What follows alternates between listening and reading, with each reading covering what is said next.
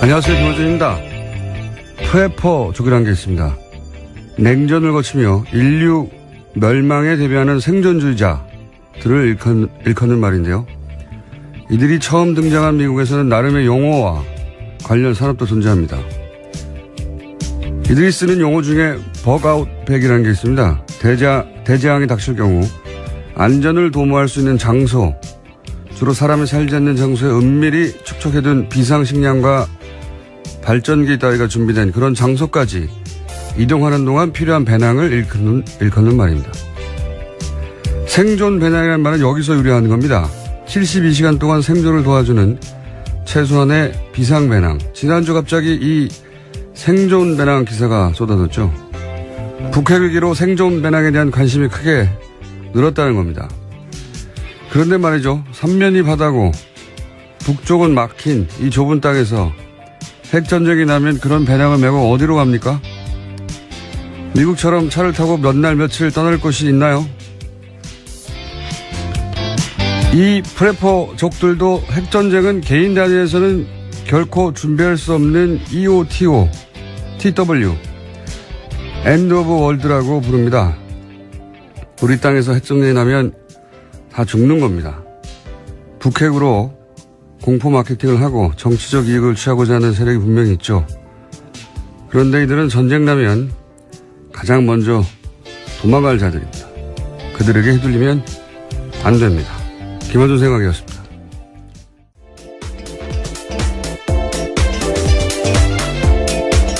시사인의 김은지입니다. 발음이 차네요. 월요일이라서. 오프닝을 예. 하다 보니. 네.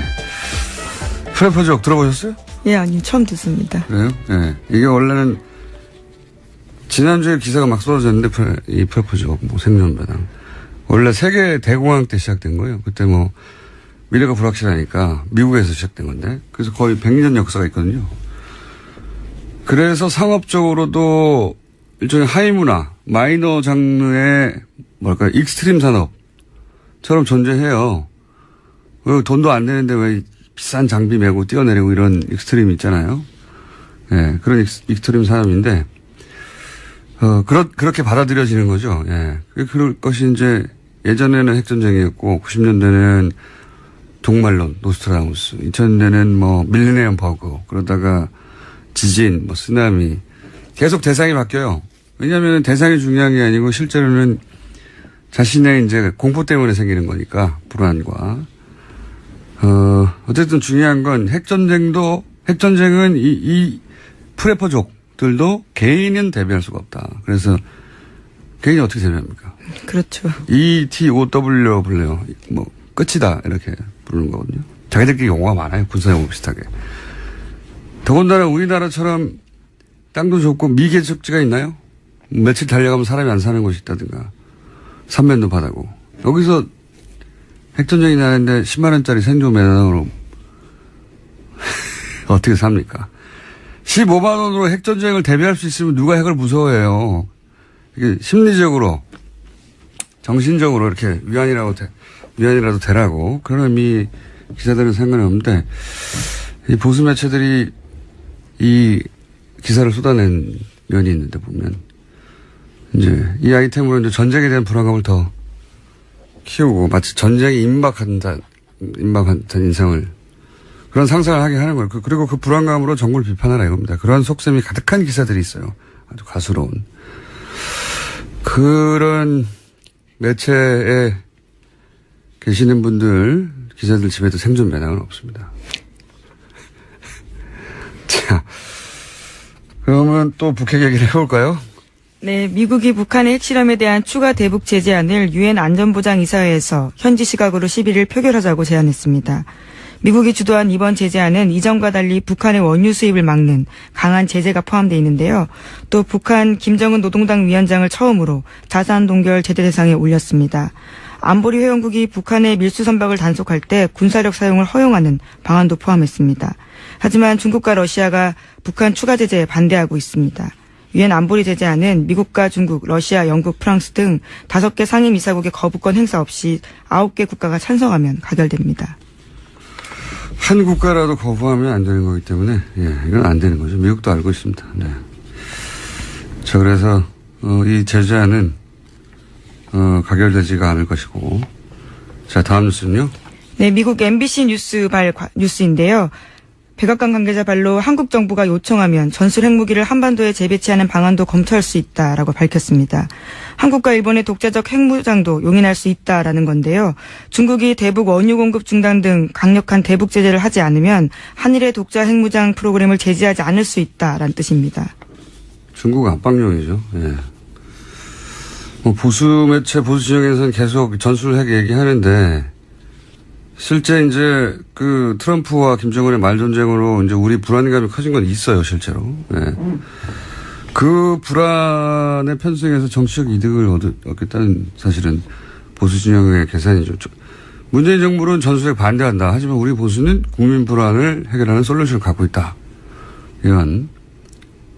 이게 진짜 포퓰리즘이죠. 왜냐면은 전술핵을 들여오면 북한이 핵개발 포기합니까? 네.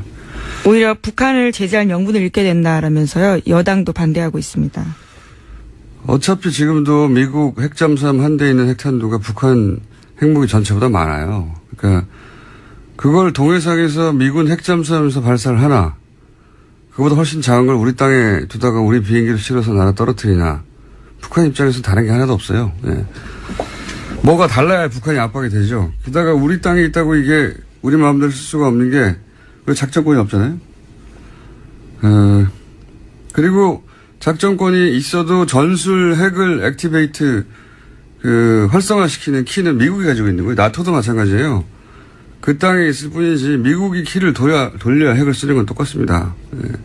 그리고 북한이 핵을 쓰면 전략 핵으로 대응하는 거지 전략이라는 말을 붙이면 뭐 전략 전투기 뭐 많지 않습니까? 전략 폭격기. 전투기는 없고 폭격기만 있죠. 이거는 전략이 붙으면 그거 하나로 전쟁을 끝낸다는 의미거든요. 예. 북한이 핵을 쓰는데 우리가 조그마한 전술핵을 쓸 리도 없잖아요. 대신 우리가 전술핵을 배치하면 일본도 핵무장을 하죠. 예. 일본 극우의 수건이죠. 예. 그럼 이란은 가만히 있나요? 예. 이란이 가지면 사우디는 가만히 있고 다른 유엔 국가들은 어떻게 합니까? 예. 그러니까 정세가 정말 편해서 우리 땅에 전술핵을 배치하는 나라에 오더라도 우리 정부가 공개적으로 먼저 요청하는 건 말이 안 되는 겁니다. 우리 정부가 전술핵을 공식적으로 요구하면 그때부터는 외교적 입지가 없는 거죠. 없어지는 것이고. 그리고 일본을 핵무장시킨 정부로 이제 영원히 세계사에 남겠죠. 네, 하지만 자유한국당 같은 경우에는 13일에 미국의 의원들을 보내서 전술핵 재배치와 미국 전략자산 전개 등을 요청하겠다라는 계획입니다. 뭐 야당은 그렇게 말할 수 있어요. 근데 우리 정부 입으로 그런 걸 말하라고 요구하는 건 바보 같은 거죠. 바보 같은 거고. 정말 전술핵을 한국에 주겠다고 트럼프 정부가 결정을 했다고 그렇게 되나요? 의회가 결정을 해야 되는데 이 상황은 트럼프가 아니거든요. 네, 현재는 대중국 압박용으로 볼 수밖에 없는 이야기입니다. 네. 근데 이 국민의당 반응이 이게 좀 특이해요. 적어도 국민의당은 전술핵 배치 얘기하면은 반대해야 되는 거죠.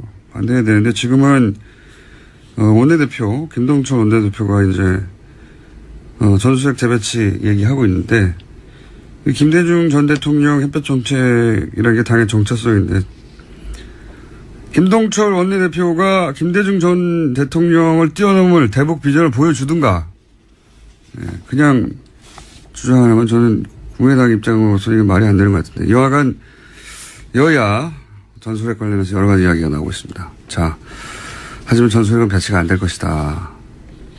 다음 뉴스 해보죠. 네, 국정원 관련해서 계속 소식 전해드리고 있습니다. 이번에는 박근혜 정부의 국가정보원에서 엔터테인먼트 파트를 두고 진보 성향의 영화인들을 사찰하고 우익색채 영화 제작을 기획했다라는 한겨레 20일 보도가 나왔습니다. 이를 맡았던 국정원 엔터팀이 존재한다라는 건데요. 엔터팀은 국내 정보 수집 업무를 총괄하는 정보보안국 소속입니다. 여기는 초명호 씨가 국장이었던 곳인데 국정원 요원들은 영화 감독들을 직접 불러내서 애국 영화를 만들면 지원하겠다 이렇게 이야기했다고 보도하고 있고요. 특히 대통령이 직접 액션도 하는 히어로물을 만들면 30억 원 정도를 대줄 수 있다라면서 영화 제작을 독려했다고 합니다. 여기서 대통령은 박근혜 전 대통령을 의미합니다. 여 대통령이 막 액션을 하는 거죠. 예. 최순실 커넥션이라고 불렸던 추명호 씨가 국장이었던 엔터팀이 존재한다는 게 이제 한마디로 말하면 블랙리스트에 정반대 화이트리스트를 실행하는 단위가 국정원이었다는 거죠. 예. 요 사안 관련해서는 저희가 내일, 이 사안을 직접 취재한 기자와 다뤄볼까 합니다. 네. 굉장히 재밌는 뉴스입니다. 다음 뉴스는요? 예, 양지회 관련해서도 계속해서 뉴스 전해드리고 있습니다. 이명박 정부 당시 양지회 회장이 원세훈 국정원장을 직접 만나서 소위 건전 세력 육성을 논의했다라고 JTBC가 보도하고 있는데요. 양지회는 국정원의 민간인 댓글 부대 중에서도 가장 활발한 활동을 한 곳으로 꼽힙니다. 국정원과 검찰의 조사 결과 양지회 사이버 동호회 회원 100여 명이 대부분 댓글 작업 등을 해왔다라는 건데요.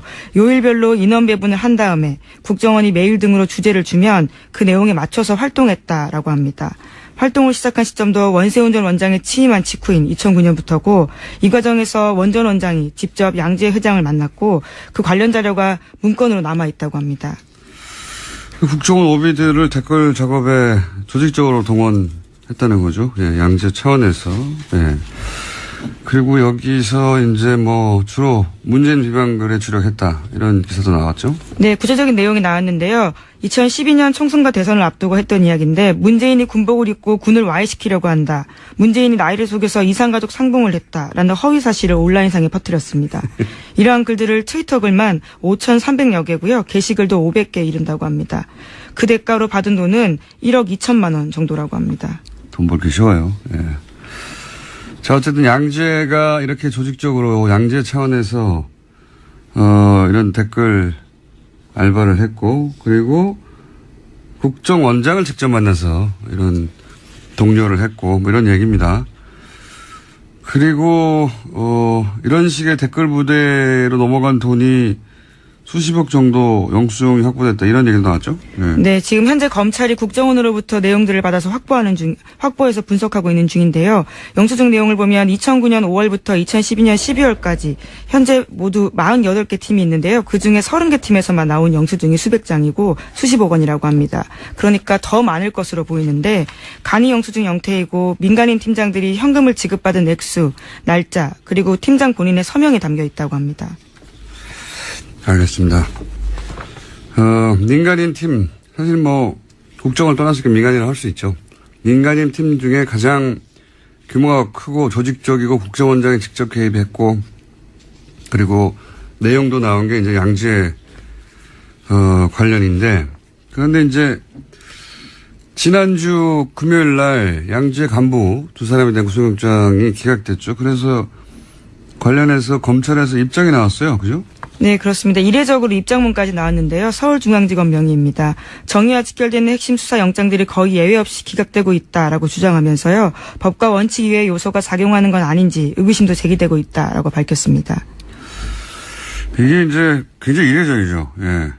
원래 범죄 입증 책임은 검찰에게 있는 거고 검찰은 원래 수사 편의를 위해서 영장을 원하기 마련이에요. 근데 판사는 이제 방어권이나 인권 고려해서 최소한의 영장만 발부하는 게 맞고. 불구속 수사가 원칙이라는 이야기도 네, 있습니다. 그렇죠. 견제 균형이 그렇게 맞춰지는 게 기본인데 그런데 이번 케이스는 저는 검찰 반발하는 게 매우 개인적으로 납득이 가는 게 뭐 이런 얘기 몇 번이나 진행됐지만 양승태 대법원장의 사실상 마지막 인사가 서울중앙지검 영장판사 3분이지 않습니까? 근데 이제 보면 소위 윤석열 체제 하에서 박근혜 최순실 관련 영장, 뭐 특검에서의 우병우 관련 영장, 혹은 방산비리 관련 영장이 거의 대부분 기각됐거든요. 실제. 과거에 특검 때 보면 우병우 구속영장만 기각된 게 아니에요. 그때 통신 내역이나 통신 내역 조회 영장, 봐야 될 거 아닙니까? 어떤 연락을 했는지. 구속영장은 기각된다 쳐도 최소한 이걸 내줄 수는 있잖아요. 이것도 기각됐었어요. 예. 그리고 박영수 특검 공격했던 태극기 부대. 그때도 단독 행위인지 아닌지 알아봐야 될 거 아닙니까? 그러면 통신을 뒤져보거나 계좌를 봐야 되는데 구속영장만 기각된 게 아니에요. 그래, 이런 것도 다 기각돼 버렸고. 말 수가 없잖아요. 그럼 수사가 안 돼요. 뭘로 수사합니까? 얼굴 보고 그냥 물어보고 답하는 대로 받아들일 수밖에 없잖아요. 아니라고 그러면 아닌 줄 알고. 수사가 아니잖아요. 이번에 특히 문제가 된 이제 양재 전 기획실장 노영식 씨인가요? 네. 예, 두 사람인데요. 네. 이 노영식 씨는 팀장이죠. 그래서 억대, 수억 원대 이르는 활동비를 100여 명에게 나눠준 팀장이고, 지금 얘기한 대로 핵심이었거든요, 양지혜라는 게. 예, 국정원장을 직접 만났고. 근데 생각해 보시면 선거사범은 몇십만 원 받아도 구속이 됩니다. 근데 이게 선거에 직접 개입한 거잖아요. 그 수억 원이잖아요. 그것만 봐도 구속사안인 것 같고, 제가 보기엔. 그리고 예전에 박근혜 후보 비방글 페이스북에 20번 정도 올린 개인도 구속됐었어요. 근데 이게 수억 원을 수백 명이 조직적으로 계속 퍼뜨렸는데 이미 확보된 것도 수천 건이 넘고, 예. 그리고 지난 5년간 범행을 은폐하지 않습니까? 이게 어떻게 구속이 안 되는지 저는 납득이 잘 안 되고. 두 번째는 더 이상하죠. 사무총장, 박병준 씨. 예. 박병준 씨는 혐의 자체가 증거인멸이에요. 예, 그렇죠. 예. 그 대책회의를 주도해가지고 사건을 은폐하라고 하고, 양지혜가 개입한 게 아니라고 이제 만들려고. 파일도 삭제하고. 증거인멸하다가 청구된 영장인데 증거인멸의 위험이 낮다거나, 이게 좀 납득이 안 가는 사안이에요. 그래서 저희가 4부에 오늘 한번, 지난 주말에 저희 해설 담당 판사 있지 않습니까? 예. 연락이 되지 않으셨던. 그분이 주무셔가지고 못했던 이정민 판사님 나오실 것이고. 예, 그래도 법원 입장을 좀 전해드려야 될 것 같은데요. 검찰 입장 예. 발표 4시간 만에 서울중앙지법도 공식 입장 내놨습니다. 수사의 필요성만을 앞세워서 구속영장을 발부되어야 한다는 논리는 헌법과 형사소송법 대원칙에 어긋난다면서 검찰이 불필요하거나 도를 넘어서는 비난과 억측 섞인 입장을 공식적으로 표명하는 건 부적절하고 유감스럽다라고 밝혔습니다. 저는 평상시에는 법원의 편입니다, 거의. 그런데 이거 너무 이상해요. 예. 그래서 이제 뒤져보면 예를 들어서 양지에만 기각된 게 아니잖아요. 그날 당일날 똑같이 카이 건도 기각이 또 됐어요. 네, 채용비리 관련되어 있는 부분입니다. 방산비리, 오민석 판사, 권순호 판사, 예, 두 분 다 양승태 대법원장 시절에 최고 엘리트 코스죠. 법원 행정처 출신이지 않습니까? 이 두 분이. 그리고 한 분은 가족의 삼성 고위 간부라고 해가지고 또 화제가 됐었던 분인데. 여하간 실제 검찰이 왜 요 관련 사건만 다 기각시키냐고 할 만큼 그거 다 우연이라고 하기에는 너무 연속적이고 지속적이니까. 판사를 직접 지낸 분들은 어떻게 이 사안을 바라볼지 이정일 판사의 시각이 궁금하긴 한데 그냥 일반인 눈에 보기에는 예, 그리고 법원을 아주 많이 드나들었던 제가 보기에는 매우 이상합니다. 매우 납득하기 힘들고. 예. 자, 요 사안은 이례적으로 이렇게 법원과 검찰이 정면으로 서로 성명도 내고, 예, 성명이라보다는 예, 입장을 내고, 예. 부딪힌 사건이라 저희가 이번 주에도 조금 더 다뤄볼까 합니다. 오늘도 다뤄보겠지만. 자, 시간이 거의 다 됐네요. 제목 정도 한두 개 걸어놓고 끝날 것 같습니다. 네, MBC 김장겸 사장 체포영장 발부에 반발해서 지난 2일에 장애로 자유한국당에 나섰습니다. 그런데 일주일 만인 9일에 정기국회 보이콧을 사실상 철회했습니다. 그럴 수밖에 없었겠죠. 네. 반응도 없고, 예. 내부적으로도 말들이 많고, 그리고 자유한국당의 경우에는 이렇게 시위를 하고 이런 데 익숙한 체질도 아니고, 예. 어쨌든, 환영하고요. 저희가 그래서 노래 하나를 준비했습니다. 네. 자유한국당 입장에서는 이제 떠나고 싶지 않은데, 여론이 도와주지 않아서 할 수 없이 떠날 수밖에 없는 아스팔트에게 바치는 노래입니다. 네. 그 안타까운 마음을 담아서.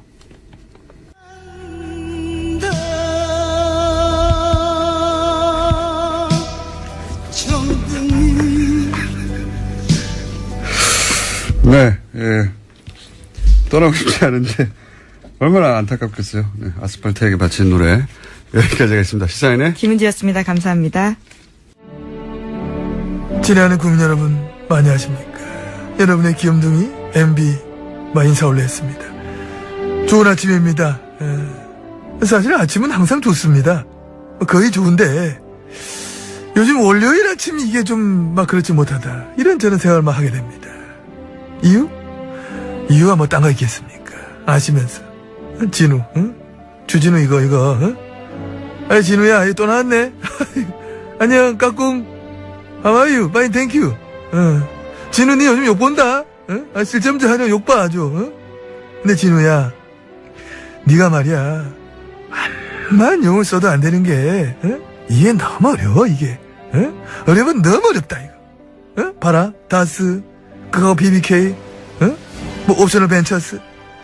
내도 모르겠다 내도 모르겠는데 일반인들이 왜 알겠노? 야, 안 된다니까. 진우야, 그게 힘 빼지 마. 딴 데 힘을 써, 딴 데 힘을 쓰려면, 니 자꾸 이거 하면 저 어주의 매로 사람 이상해져.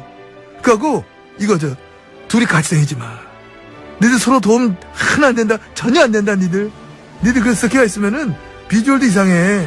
좀 같이 있지. 주준희 기자의 MB 프로젝트 사탄 시사인의 주준희 기자 나오셨습니다. 안녕하십니까. 그리고 오늘은 특별 게스트로, 저희가 전문가가 필요한 사안이라 오늘은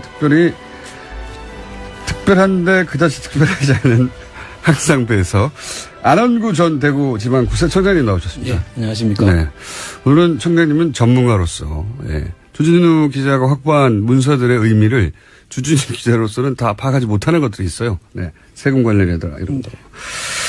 그 해설을 해주시기 위해서 나왔는데, 방금 배칠수 씨가 얘기했듯이 어려워요, 이야기가. 그래서 앞에 항상 저희가 간단 요약을 하고 지나갑니다. 3주간 이야기를 3분 이내에 제가 간단 요약하면 회사 다스가 있습니다. 이명박 전 대통령의 형, 공인이 된 처남 김대정 공동 명의로 된 회사입니다.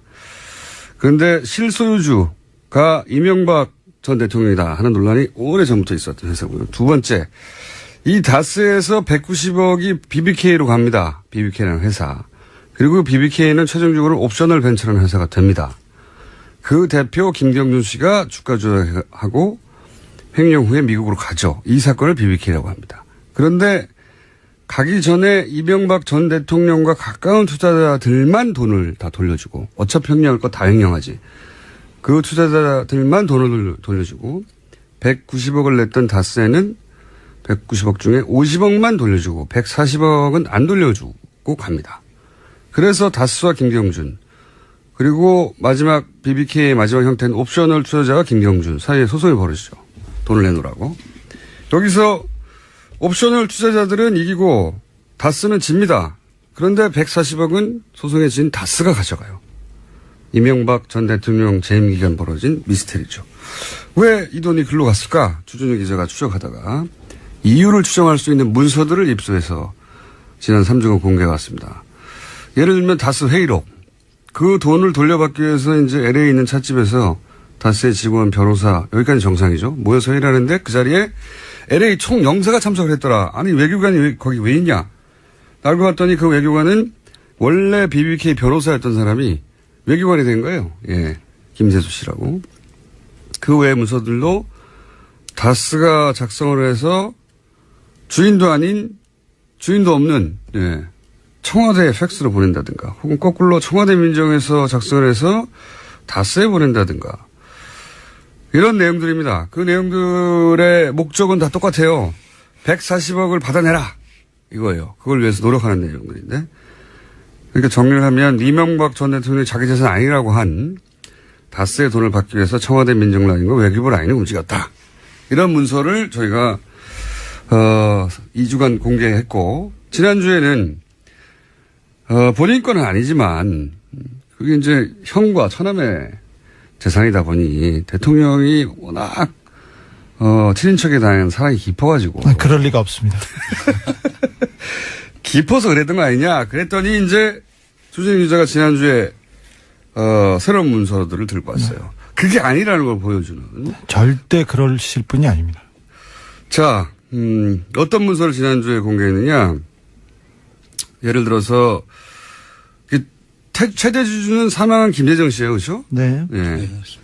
김재정 씨인데 김재정 씨가 사망하게 되면 상속세를 내야 하잖아요. 네. 그런데 그 상속세를 내는 문제를 또다시 청와대가 지시합니다. 의논하고, 그리고 다스에 명령을 하고. 그러니까 상속세를 낼 주체는 김재정 씨의 유가족인데, 그런데 이걸 또다시 청와대에서 다수와 주고받는 문서들이 등장을 했어요. 김재정 씨 가족은 아무데도 없습니다. 그 어디에도. 김재정 씨가 사망을 하자 이명박 전 대통령 측에서 난리가 났다 이런 표현을 했잖아요. 네. 어떤 일이 있었습니까? 2010년 2월 달이었습니다. 김재정 씨가 죽자마자 김재정 씨 집안보다 다스보다 가장 크게 움직이고 가장 부산했던 데는 청와대였습니다. 그래서 청와대에서 이 상속세 세금 처리를 어떻게 할 것인지 그리고 다스 지분 문제를 어떻게 할 것인지 계속해서 회의가 열렸다고 합니다. 그리고 계속해서 다스의 지시사항이 내려왔습니다. 지시사항 때문에 다스에서는 서류를 만들고 회의를 해서 또 보고 내용을 계속 만들어서 계속 청와대에 올렸습니다. 그러면 다시 지시하고 그 왔다 갔다 했던 서류를 지난번에 저희가 공개했었죠. 그런데 이게 후속 보도가 없어요. 예. 주주진 기자한테 와가지고 그 문서 좀 보여달라는 기사 있었습니까? 없었습니다. 그 어디에도 없었습니다. 왜? 이 대단한 지금 사건이 그렇습니다. 차근차근 밝혀지고 있는 와중인데 문서를 통해서 주장이 아니라 예. 왜 관심이 없는지 모르겠어요. 자, 제가 그 혹시 잘 못 알아들어서 그러실까봐 안홍구 청장님을 아예 모시고 문서를 오늘 해설해 드리려고 모셨습니다. 아예. 네, 후속 보도가 없다는 얘기 조금만 하면 안 될까요? 조금 더 해보세요. 네. 지난주에 제가 저수지 게임이라고 이명박 대통령의 비자금 관련된 다큐멘터리를 하나 개봉했는데요.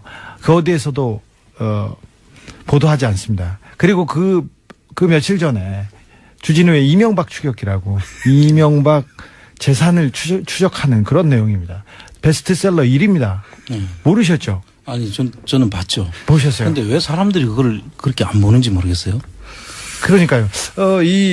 뉴스 공장을 사람들이 안 듣는 것도 좀 있어요, 사람들이. 무슨 소리입니까?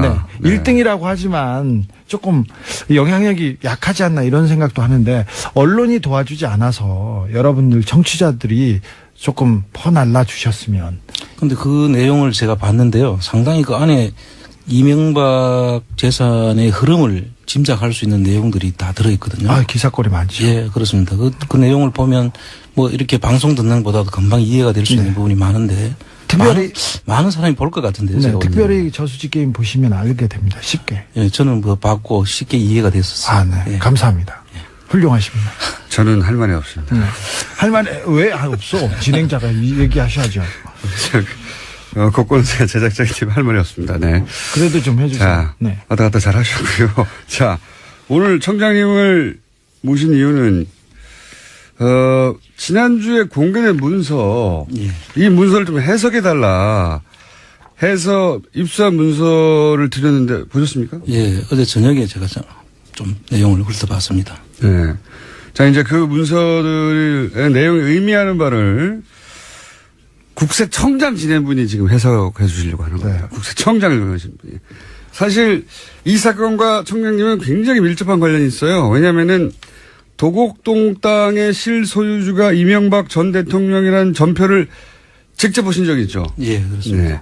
그걸 직접 봐가지고 감옥 가신 거 아니에요, 나중에? 그게 본 거밖에 없는데. 그 도곡동 땅 그 전표가 다스로 이어집니다. 그렇죠. 네. 네. 그렇죠. 이게 도곡동 땅 이야기를 하는 이유는 도곡동 땅을 팔아서 그 돈이 다스로 들어가고요. 네. 다스에서 BBK로 들어가기 때문에 도곡동 땅 주인이 BBK 주인이고 BBK 다스 주인이고 다 같은 주인이네요. 예. 이런 얘기의 출발이 도곡동 땅이거든요. 근데 그 땅의 전표를 전표 껍데기에 이명박 실소유주라고 하는 그걸 보신 바람에 지금 이렇게 좌천되어 가지고 감옥도 갔다가 결국 저희 방송까지 흘러오신 분입니다. 감옥도 1년 가셨던가요? 2년이죠. 무려 2년. 자, 그래서 이 사안과 매우 밀접한 관련에 계신 전문가십니다. 우선 본격적으로 얘기 들어가기 전에 이 문서를 보기 전에도 이명박 전 대통령의 비서였었던가요? 김유찬 씨가 예. 써놓고 실제 출판하지 못한 책이 있었죠. 이명박 리포트라고 있었습니다. 네. 그 책이 출판은 안 됐는데 그 책의 사본을 가지고 계시다고 제가 예. 들었어요. 네. 자료가 많으세요. 네. 거기 보면 혹시 이 다스의 이 최대 주주로 법적으로 등록되어 있던 김재정 씨에 대한 내용이 있습니까? 예, 있습니다. 거기에 보면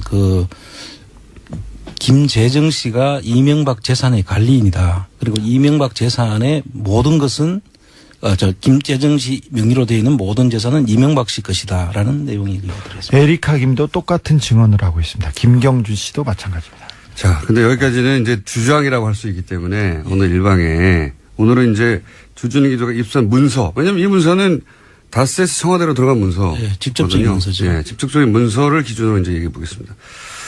혹시 이 문서를 쭉 보시니까 이 문서를 통해서 다스의 실소유주가 김재정 씨가 아니라 하는 정황이 있습니까? 있다면 차근차근 좀 설명해 주죠. 예, 지금 뭐 여러 가지가 있는데요. 네, 먼저 차근차근. 보시면 제가 지금 한번 설명드렸는데 못 알아듣겠어요. 뭐 서류.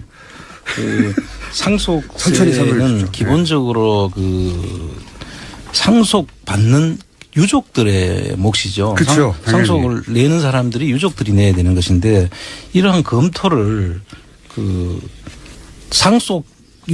상속을 받는 유족들이 하는 것이 아니라 청와대와 다스 간의 보고서가 왔다 갔다 하면서 결정을 하는 거예요. 네.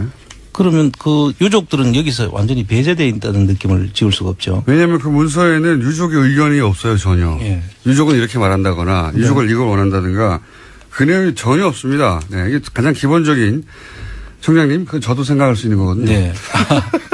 그런데 실질적으로 그 안에 보면 전혀 유족들의 의견이라 그들이 제시하는 고려 사항들을 전혀 그렇죠. 언급도 안 하고 아니, 있습니다. 최대 주주인데. 그렇습니다. 최대 주주인데 49%를 소유한 최대 주주가 이런 상속세에 관한 논의를 하는 보고서인데 거기에 의견이 하나도 없어요. 그 안에 아무런 고려사항도 없고. 예. 그 부분이 하나 있고 두 번째가 이제 상속세 검토안에 청계재단의 김재정 씨 소유 전액을 출연하는 방안을 검토했다는 것입니다. 이 김재정 씨 유족들의 의견이 없는 상태에서 청계재단은 이명박 김윤옥 씨가 만든 재단이잖아요. 예. 그 재단에다가 그 김재정 씨 그 다스 지분을 전액을 출연하는 방안을 검토한 회사를 남을 줘버리는 겁니다. 그렇습니다. 자기 자녀들도 있는데 이제 물론 여러 가지 방안 중에 검토된 건데 유족들이 뻔히 있는데 이 방안들 검토된 것들을 보면 재산 전체를 이명박 전 대통령에게 줘버리는 거죠. 그런 셈이죠. 그런 방안들도 검토하고 있어요. 예. 뭐 이거는 상당히 의심이 가는 것인데 결국은 그 다른 문제 때문에 예. 그렇게 전액을 출연하는 것은 이루어지지 않았고 예. 5%를 이제 지원하는 걸로 최종적으로는 예. 출연한 건데 이게 그 다른 문제로 아마 이 선택을 하지 않았던 것 같고요. 이 방안이 근데 이 문서에 보면 검토됐다는 게 이제 기록으로 남아있죠. 그렇습니다. 예. 예. 이걸 검토했다는 자체가 또 김재정 씨 재산이 아니라고 하는 한 것을 반증하는 거죠. 간접 정황이 되는 거죠. 예. 예. 그다음에 이제 세 번째 그렇게 많습니까? 세 번째. 또 더 있습니다. 더 있습니다. 그 다스의 김재정 씨 지분을 물납을 하게 됩니다. 여기서부터 이거 특이해요. 어려워요. 물납이라고 하는 게 뭔지부터 설명해 주세요. 이 물납이라는 전문 용어 건 워낙 말씀하시고 상속세를 현금 대신에 네. 주식으로 납부할 수 있도록 해놓은 제도예요. 물납. 예, 네. 그런데 물건으로 이게 납부한다 이거죠. 예, 예. 상속받은 다스의 지분으로 세금을 대신 납부할 수 있도록 해놓은 제도인데 여기도 여러 가지 요건이 필요합니다. 우선 현금이 없어야 되고 네. 현금이 일단 없다는 게 입증돼야 되고. 예, 그다음에 부동산. 그다음 부동산 순서가 부동산이어야 되고 그 다음에는 주식으로 네. 납부할 수 있는데 근데 김재정 씨 명의의 부동산이 엄청 많았잖아요. 엄청 많았죠. 67만 평 거의 여의도 면적에 가까운 네. 부동산이 있는 걸로 다 알려져 본인의 있고요. 명의로 돼 있던 부동산인데. 요지에 있습니다. 요지에. 예. 그런데 이제 그 부동산은 공유 지분으로 되어 있거나 근저당권이 설정되어 있는 경우에는 물납을 못하도록 되어 있어요. 아. 그래서 이 일부는 그런 조건이 되는 부동산이 있었는데 그때 갑자기 30년간 장기 대출을 하면서 근저당권을 설정하게 합니다. 지난번에 제가 방송에서 말씀드렸듯이 각하는 꼭 근저당권을 설정하거나 30년 아니면 1% 몇만 원짜리 근저당도 있어요. 그러니까 돈을 은행에서 불필요한 돈을 30년간 빌린 다음에 그렇습니다. 근저당을 설정해버리면 물납으로 할 수가 없는 상황이 되죠. 물납의 조건에 부합하지 않기 때문에 주식으로 물납할 수밖에 없도록 만드는 그러니까 꼼수죠. 쭉쭉쭉 몰고 가는 거군요. 그렇습니다. 네. 다스 관계자의 얘기에 의하면 그거는 이명박 대통령의 영역 표시다. 땅 표시다. 이렇게 얘기해. 찔끔찔끔 그 강아지가 어디 가다가 오줌을 싸는 거하고도 비슷하게요. 이렇게 그래서 이명박의 땅이다 이렇게 생각을 하면 주변에서 그 땅을 사거나 그 땅을 함부로 다가오지 못하지 않습니까? 그래서 일부러 이명박 대통령이 쓰는 수법 중에 하나라고 합니다. 하나라고 주장했다는 거죠. 네. 어쨌든 그런 식으로 해서 현금 근데 왜 현금으로 내는 것은 안 했을까요? 깔끔한데. 현금이 있으려 그러면 부동산을 팔거나 자기가 대신 내주거나 하게 되면 또 증여 문제가 발생할 수도 있고 여러 가지 복잡한 문제가 발생할 돈을 수 추적할 있습니다. 수가 있게 되니까. 예. 어허.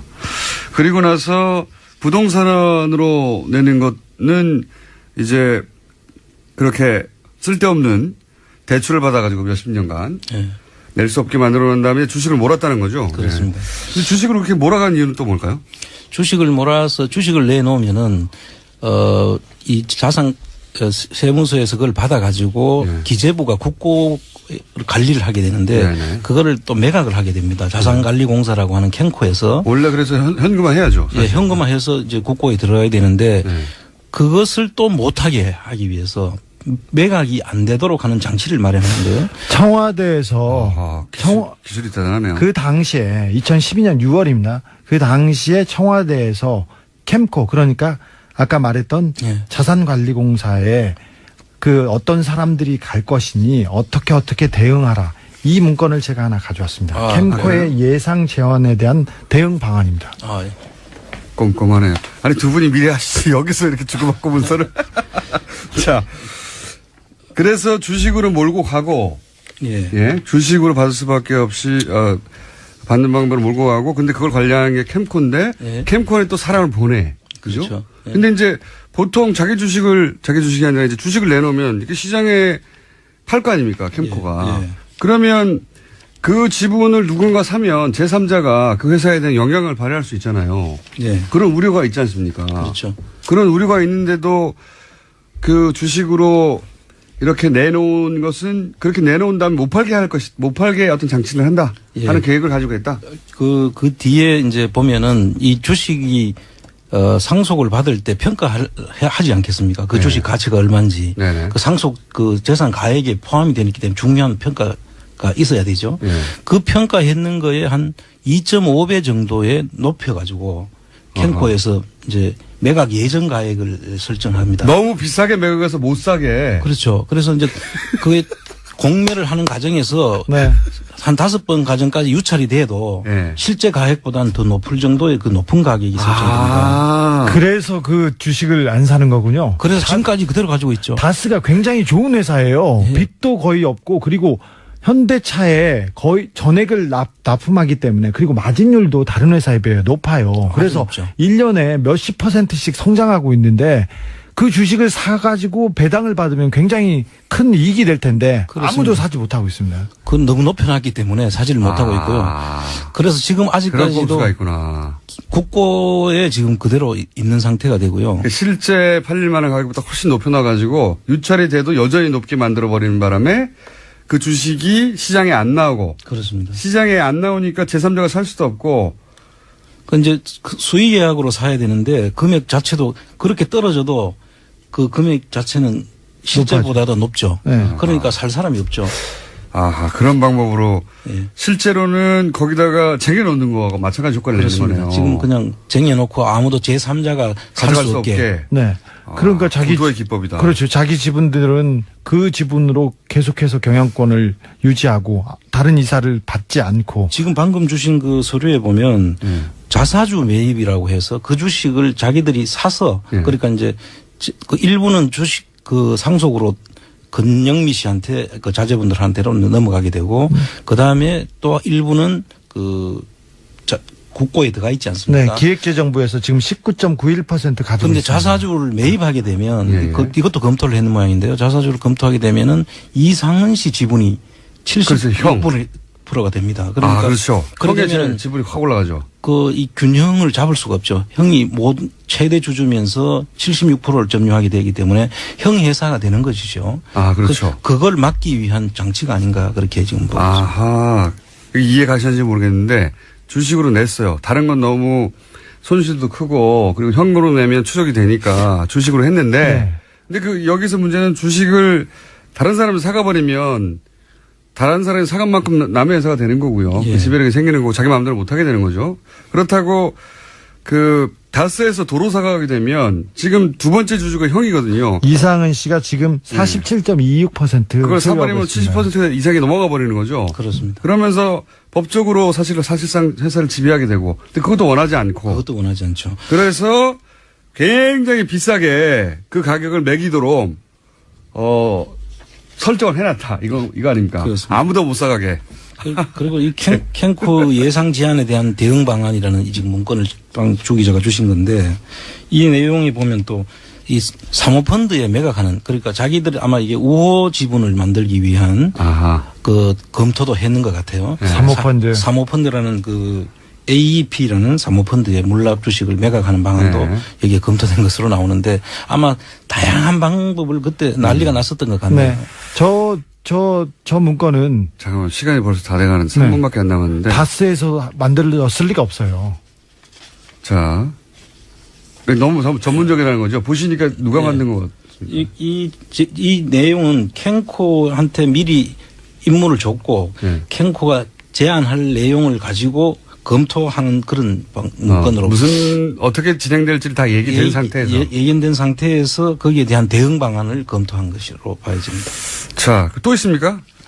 짧게 또, 압축해서 알려주시죠. 지금 또 한 가지 말씀드리면은 이 김재정 씨 지분, 다스의 김재정 씨 지분을 아예 제외하고 상속세가 얼마나 나오는지를 또 검토한 그런 흔적이 네. 나옵니다. 나머지도 그렇죠. 김재정 씨 재산인데 김재정 씨를 빼고. 네. 김재정 씨의 다른 재산은 놔두고 다스의 지분만 빼고 검토한 내용이 나옵니다. 네. 그 의미는 김재정 씨 재산인데 김재정 씨하고 전혀 상관없이 계산했다는 거 아닙니까? 그렇습니다. 예. 훌륭하네요. 또 있습니까? 또 있습니다. 물납을 하게 되면은 이제 유족들이 부담하게 될 돈을 네. 다스가 보전해줘야 될 금액을 이제 설정한 금액 또 나옵니다. 이게 어떤 의미입니까? 보존해준다는 것은?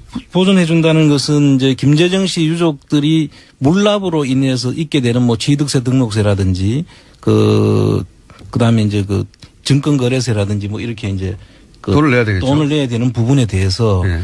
다스가 보존해줘야 된다. 이런 내용입니다. 김재정 씨 세금을 다스가 대신 보전해 준다고 그 보고서를 다른 데서 만들었습니다. 만들어가지고 그 안에 적시돼 있습니다. 그러니까 이런 말이네요. 김재정 씨 자신의 재산이면 자신이 내고 예. 다스가 보존할 이유가 없죠. 그렇습니다. 그런데 자기들이 낼 필요가 없는 세금을 냈다 치면 다스가 보존해줘야 될 거 아닙니까? 그렇습니다. 그러니까 그 말 자체가 다스가 김재정 씨 재산이 아니란 말이죠. 그렇습니다. 예. 이 논리적으로 이해가시는지 모르겠네. 네. 예. 다스가 그러니까 이 다스에게 김재정 씨는 뭔가 일을 시킨 다음에 손해가 생기면 그 손해를 갚아주는 그런 역할을 하는 것이었던 겁니다. 그렇죠. 다스 예. 그러니까 앞에서 이야기한 김유찬 씨 책에 나온 내용이라든지 에리카 김이 한 이야기라든지 그런 걸 다 여기서 유추해 볼 수 있는 그런 자료들이죠. 중요한 자료라고 생각합니다. 또 있습니까? 내용은 쭉 계속 많은데 일부 예. 30밖에 안 났습니다. 다스가 정리를 이명박 대통령의 차명재산으로 의심되는데 국민들이 그럴 수도 있지.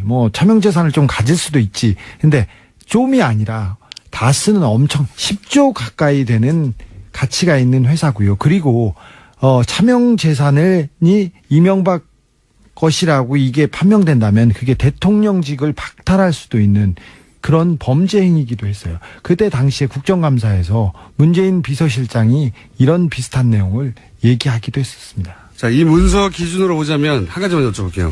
다스가 김재정 씨 소유입니까? 이 내용으로 보면은 다스 김재정 씨 소유라고 할 수가 없죠. 여기까지 하겠습니다. 안원구 주진우 기자였습니다. 청장님입니다.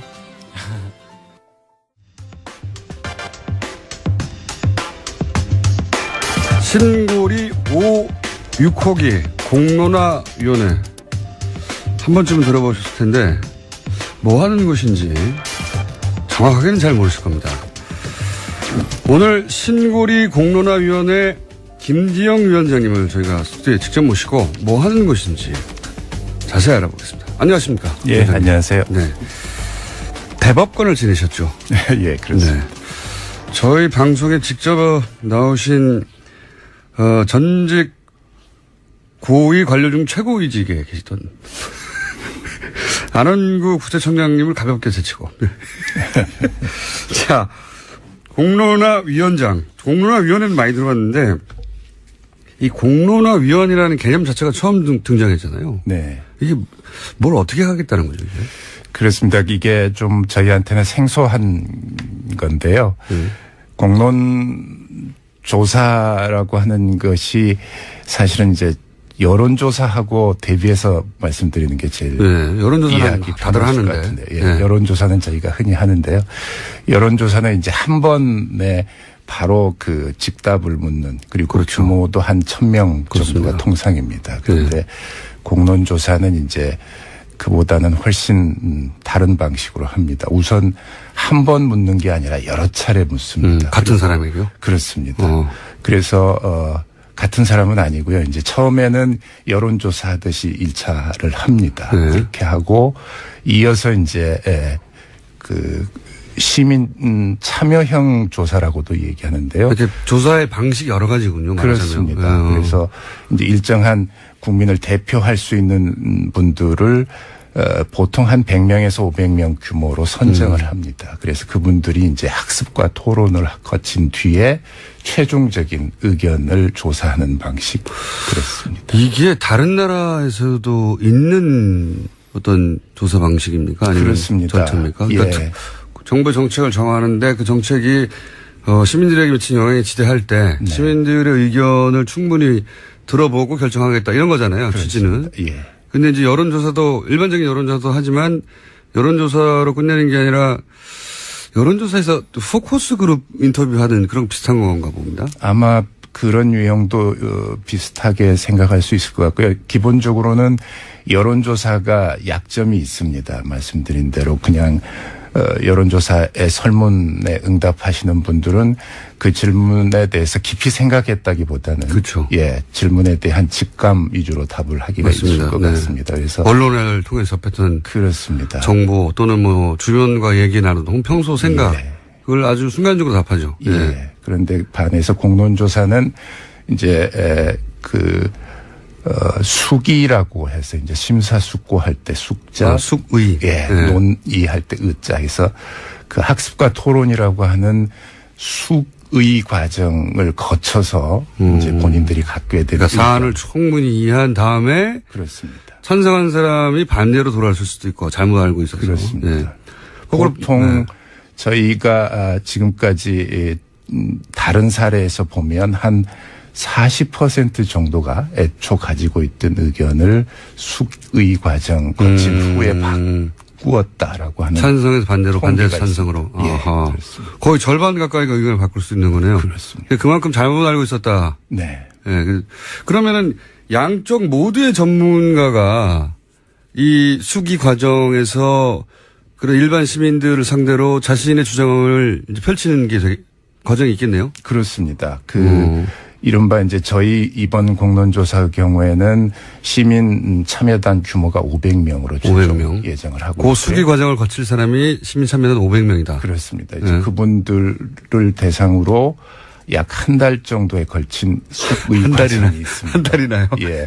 그 숙의 과정은 아까 말씀드린 대로 이제 충분한 전문가들이 충분한 정보와 지식을 제공해야 되는 기간입니다. 그래서 그분들이 사실은 이 일반 시민 참여단들에 대해서 얼만큼 눈높이에 맞춘 설득력 있는 이 얘기를 해줄 것이냐의 관건이 찬성 반대 진영이 내보낼 그 어떤 설득할 전문가 주자들도 굉장히 중요하겠군요. 그렇습니다. 똑같은 내용도 누가 어필하느냐에 따라 다를 수 네. 있으니까. 저희 이제 공론조사에 전문가들이 논의하지 않고 시민들의 논의를 해서 정하는 것에 대해서 조금 비판적인 견해가 그렇죠. 있습니다. 시민들이 뭘 안다고 이렇게 얘기하는데. 그런데 이제 그런 주장은 우선 기본적으로 지금 저희 사회의 시민 의식이 굉장히 높고 성숙돼 있는 것에 대해서 조금 낮게 본다는 오해를 받을 염려가 우선 있을 것 같고요. 많이 낮게 보는 겁니다. 또 하나는 전문가분들이 절대 배제되지 않는 구조라는 것입니다. 지금 말씀드린 전문가들이 충분히 자기 어필할 시간을 준다. 그렇습니다. 네. 네. 그리고 전문가들은요 너무 좁게 봐요. 실제로 또 전문가들은 그 영역에서만 평생 먹고 살다 보니까 그 영역이 세상의 전부인 것처럼 생각하는 경우가 있거든요. 예를 들어서 시민들은 그래 좋긴 좋아. 하지만 조금의 안전이라도 그 위험 요소가 있다면 나는 우리 자식들 때문에 싫어. 이럴 수 있는 거거든요. 네. 그러니까 그게 훨씬 더 중요하죠. 네. 전문가들은 또 하나 이제 그 자기가 가지고 있는 견해를 잘 안 바꿉니다. 제가 법률가 밥줄이 끊어지지 않습니까?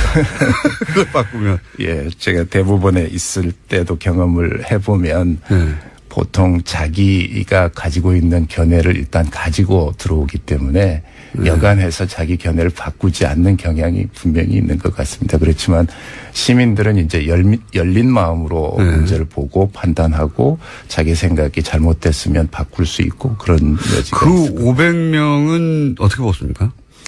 이제 저희가 아까 말씀 1차 조사를 여론조사 하듯이 했습니다. 이번에는 저희가 응답자 2만 명을 대상으로 했습니다. 통상의 여론조사가 1,000명을 대상으로 하는 데 비해서 굉장히 예, 거의 사례를 찾기 힘든 정도의 대규모로 했습니다. 그래서 2만 명 중에 이제 시민 참여단에 그 참여할 의향이 있는 분들 의사를 물었습니다. 그 여론조사 하면서 혹시 참여하실 생각이 있느냐? 그렇습니다. 네. 우선은 이제 이 사안에 대해서 원전 건설을 찬성하는지 원전 건설을 중단해야 되는지 아니면 아직 유보인지 이런 세 가지 그 견해를 한번 저희가 물었습니다. 그리고 시민 참여단에 참여할 의향이 있는지 물었는데요. 2만 명 중에 지금 저희가 한 6,000명 가까운 분들이 참여하겠다.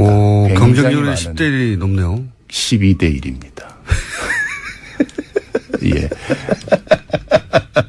그러니까. 어쨌든 10대 1이 넘는 거 아닙니까? 예, 그렇습니다. 12대 1이라고 정확하게. 네. 감사합니다. 전체적으로 보면 저희가 19세 이상의 이제 성인 남녀를 대상으로 했으니까요. 네. 한 4,250만 정도가 됩니다. 그 중에 500명으로 들어가기 위해서는 8만 5천 대 1의 경쟁에서 당첨된 경우나 그러면 그분들을 선정할 때 뭐 정치적 성향이나 지역적 성별, 연령별 안배가 있어야 되지 않습니까? 그렇습니다. 저희가 이제 2만 명이라고 하는 규모의 그 응답자를 선정할 때 말씀하신 대로 지역을 16개로 구분을 했고요. 이제 성별은 남녀가 있고 그다음에 연령층을 20대부터 60대까지 5개로 했습니다. 그래서 이렇게 구분을 해보면 160개 계층이 나옵니다. 그래서 그 인구 비례별로 거기에 해당하는 숫자를 할당을 해서 무작위로 추출한 방식이었습니다. 그럼 이 500명이 한 달이나 교육을 받으면 상당한 정도의 자기 시간을 투자하는 건데. 그렇습니다. 노력도 투자하고. 예. 그리고 이제 이게 자신의 결정에 의해서 원전이라는 게 추가 건설 안 될 수도 있고 될 수도 있는 큰 사안이잖아요. 그렇습니다. 굉장히 정신적으로도 어느 정도 책임감도 느끼고 스트레스도 받을 것 같은데. 예. 돈을 줍니까? 저희가 합당한 보수는 지급 을 해드릴 계획을 갖고 있고요. 우선 그분들에 대해서 뭐 보수를 얼마 드린다는 게 사실은 좀 격에 맞지 않는 일이고요. 지금 말씀하신 대로 줘야죠. 네, 그렇습니다. 당연히 드릴 거고요.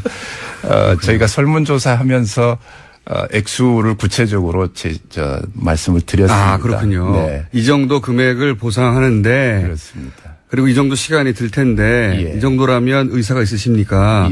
그렇다고 해서 한 달 동안 어디 합숙하는 건 아니죠? 그렇습니다. 합숙은 이제 최종적으로 2박 3일에 그렇게 하긴 하는군요. 네. 그러면 마지막 2박 3일은 합숙이고 그 앞에는 그러면 재택으로 공부하는 겁니까? 맞습니다. 아하. 예, 저희가 이제 주로 전문가분들 양쪽 의견을 대표하는 전문가분들이 종이 형태로 된 자료집을 만들어 주시면 이제 그걸 드리고요.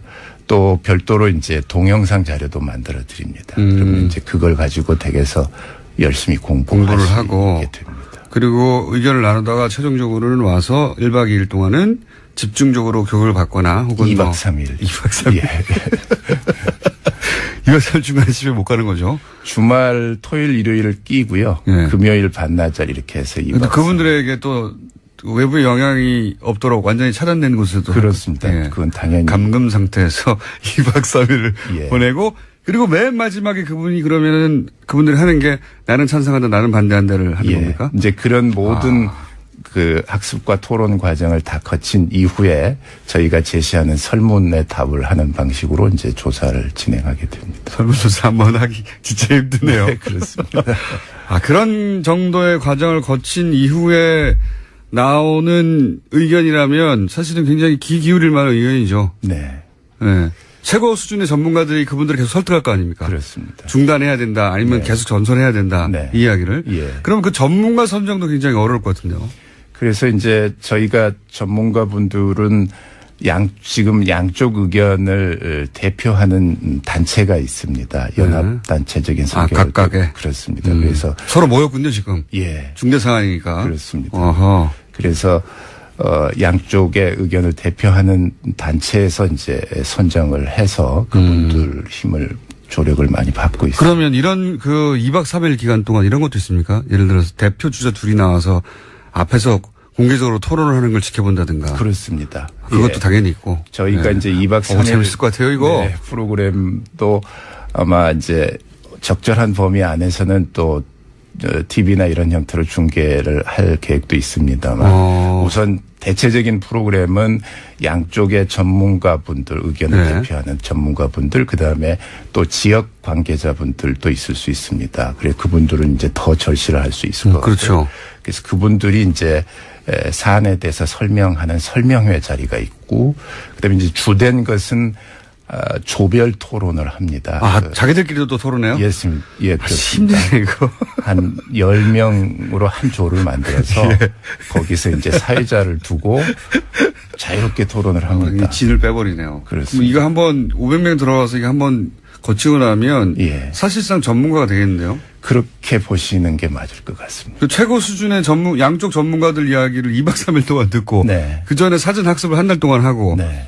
자기들끼리 토론을 또 계속하고 네.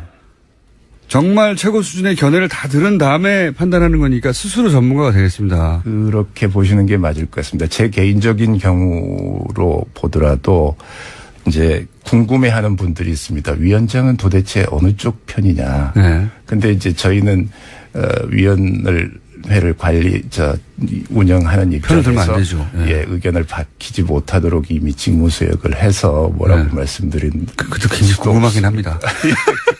그렇기는 한데요. 개인적으로는 의견이 있으시겠죠, 당연히. 있습니다. 근데 저는 사실은 이제 그런 제가 갖고 있던 의견을 다 이제 뒤로 놓고 사실은 그 전문가분들이 지금 만들고 있는 자료집도 보고 또 토론회도 기회 있을 때마다 보고 위원장님조차도 그런 전문가들의 수준 높은 공방이나 혹은 자료들을 보다가 의견이 변할 수도 있겠습니다. 그렇습니다. 제가 실제로 최근에 이제 양쪽 대표들이 초안으로 내준 의견 한 20쪽 분량의 서면을 받아봤는데요. 이거 읽을 땐 이쪽으로 갔다가. 그렇습니다. 그래서 저거 읽을 땐 저쪽으로 갔다가. 예, 양쪽에서 정말 잘 만들어 주신 것 같습니다. 어허. 그래서 아마 시민 참여단으로 참여해 주시는 분들도 굉장히 숙고를 많이 하셔야 되지 보람 않을까. 있을 것 같아요. 네. 실제 이런 정도의 절차를 거쳐서 해외에서 뭐랄까요, 절차적으로 이미 안착됐다든가 혹은 뭐 크게 화제가 됐다든가 그런 사례들이 있습니까?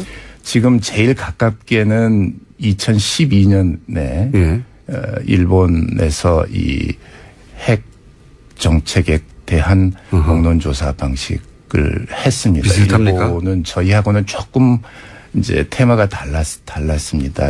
2030년 기준으로 해서 탈원전을 할 것인가? 원전 비율을 제로로 갈 것인지 15%로 갈 것인지 아니면 20 내지 25%로 갈 것인지 이 세 개의 선택지를 주고요. 시민들 285명이 모여서 이제 지금 저희가 하는 것처럼 비슷한 정도. 토론을 하고 학습도 하고 해서 거기에 대한 최종 조사를 한 사례가 있습니다. 결론은 그때 일본에서는 어떻게 나왔어요? 일본에서는 2030년에 원전을 0으로 가는 것, 제로로 가는 쪽이 50% 이상이 나왔습니다. 나와서? 그런데 이제 최근에 다시 그 아베 정권에서 정책을 다시 전환해서 예. 실컷 해놓고 네. 아베가 그걸 또 뒤집어군요. 결국은 이제 이런 공론조사의 한계는 그 정책을 집행하는 정부가 권한을 가지고 책임 있게 하는 것에 참고하기 위한 것이라서 그렇군요. 또 정책이 바뀌면 바뀌는 데 따라서 또 구속력을 갖지는 못한다는 한계는 있을 것 같습니다. 정권이 바뀌면 또 바뀔 수도 있고, 그러니까 소위 정권이 바뀌더라도 시민들의 의견이 이 정도 모여졌고, 그게 분명히 드러났으면 네. 그걸 사실은 존중하고 받아가야 되는데, 아베 정권이 그럴 리는 없고요. 자, 그런 사례가 일본에 있었고, 그리고 똑같지는 않지만 이런 공론화 과정이라는 걸 생각해 보면, 미국에서 타운홀 미팅도 결국은 풀뿌리에서 자기 의견들을 착 표출하는 거 아닙니까? 예, 네. 그런 사례는 지금까지 한 100여 건 가까이 있는 것으로 제가 들었습니다. 우리가 이런 걸 하는 건 처음이죠. 저희도 사실은 몇 번 시행된 사례가 있습니다. 가장 가까이는 2015년에 사용 후 핵연료 공론화위원회가 사실은 있었습니다. 그 사용 후 핵연료는 이제 조금 다시 말씀드리면 고준위 방사선 네. 폐기물입니다. 네. 그 원전 핵쓰레기를 가동. 어떻게 처리하느냐 이런 맞습니다. 말입니까? 그것도 네. 이제 아주 그 높은 수준의 방사선을 가지고 네. 있는. 그래서 그것을 이제 지금 어떻게 보관해서 처리할 것이냐를 갖고 기억이 안 공론화를 나는데요, 거쳤습니다. 그런데 그때는 이제 주목을 별로 그다지 못 받았던 것 같고요. 못 받았던 게 일종의 요식행위여서 그랬던 건가요? 거기까지는 제가 자세히는 모르겠는데 네. 어쨌든 그때도 굉장히 저희가 지금 시행하고 있는 방식의 공론조사 방식을 취한 것으로 알고 있고요. 근데 이게 이런 게 있는 것 같습니다. 이제 일반 시민들의 의구심 중에 저거는 정부가 하고 싶은 대로 하기 위해서 요식행위를 하는 거다라고 생각하는 순간 관심도 없고 결과도 궁금하지 않고 효과도 없고 그 과거 정권에는 그랬지 않았을까 막연히 이렇게 생각한다면 이번에도 그런 의심을 가질 수 있지 않습니까? 예를 들어서 이렇게 실컷 조사해 놓고 이건 요식행위고 그냥 정부가 하고 싶은 대로 하려고 하는 거야 라고 생각하는 사람도 있을 거예요. 그렇습니다. 저희가 지금도 뭐 그런 시각을 보시는 분들이 분명히 있는 것 같고요. 이제 제일 크게 받았던 오해가 들러리다. 공론화위원회는 요식행위로 하는 거다. 이런 생각을 갖고 계신 분들이 있는 것으로 알고 있는데요. 공론화위원회는 지금 말씀드린 공론조사의 전체 과정을 이해하신다면 그게 결코 요식행위가 될 수 없다는 것은 자명할 것 같습니다. 그 500명의 무작위로 추출된 시민 참여단 분들이 어떤 의견을 갖느냐가 사실은 공론화위원회가 사안을 결정하는 방식이 아니고 공론화위원회는 철저하게 이제 심판과 같은 역할을 하고요. 전체적인 판단은 미국의 배심원 재판처럼 배심원에 해당하는 시민 참여단 분들이 결정을 하시는 그 위원장님은 그 진행이 공정하게 이루어지는 것만 관장하는 것이지 그렇습니다. 그 결론을 어떻게 유도할 수도 없고 그렇습니다. 그 500명이 바보도 아니고 그런 유도를 하면 금방 알겠고 아마 네. 끝난 다음에 막 폭로하겠죠. 그렇습니다. 이쪽으로 유도했다고. 예. 그래서 저는 그런 걱정은 안 하고 남은 거는 그러면 정부가 이 결론을 어느 정도 수용할 것인가 하는 문제만 남은 거네요. 그렇습니다. 네.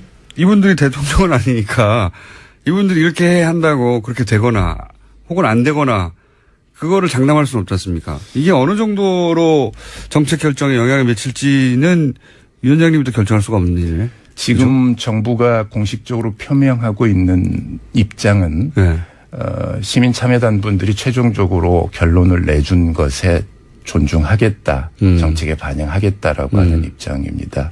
아시다시피 이게 이제 사실은 지금 약간의 이제 혼동이 있어서 구분해서 봐야 될 것은 이 공론화 지금 저희가 하고 있는 공론화 의제 자체는 제가 이해하기로는 종전 정부까지는 다 원전을 확대하거나 유지하는 정책이었습니다. 그렇죠. 그러다가 지금 정부에 들어서서 이제 원전을 내서 탈원전 정책으로 추가로 건설하지 않겠다. 그렇습니다. 그리고 수명이 다했으면 연장하지 않겠다. 예, 점진적인 축소 정책인데요.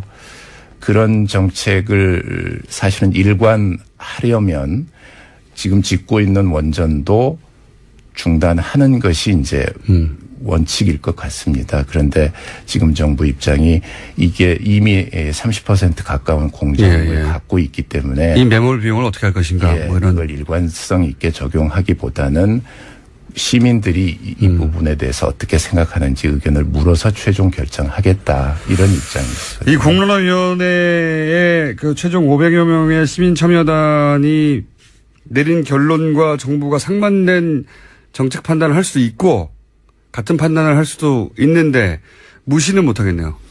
지금 정부는 말씀하신 대로 이제 최종적인 권한과 책임은 정부가 지는 것이긴 하지만 현재 입장은 시민 참여단의 판단을 존중하겠다라고 하는 입장은 이미 표명하고 있습니다. 존중이라는 표현이 반드시 그렇게 한다는 아니거든요. 네. 그래서 제 생각에는 최종적으로는 정부가 이 결론과 다르게 비난을 받으면서도 어떤 결정을 내릴 수도 있고 아닐 수도 있을 것 같은데 제 말은 무시는 못할 것 같다는 거죠. 맞습니다. 굉장히 압박이 되겠네요. 네. 그걸 공개적으로 할 테니까. 예.